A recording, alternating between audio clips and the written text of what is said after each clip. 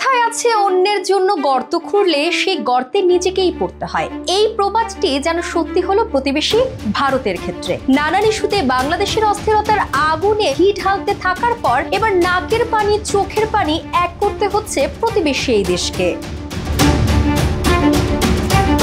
রীতিমতো রণক্ষেত্রে পরিণত হয়েছে ভারতের লোকসভা। সংসদের ভেতরে ঘটেছে ধস্তাধস্তির মতো ঘটনা। এমন অস্থির পরিস্থিতিতে বড় ধাক্কা আসতে চলেছে ভারতের ক্ষমতাসীন নরেন্দ্র মোদীর গদিতে, এমনটাই বলছে রাজনৈতিক মহল।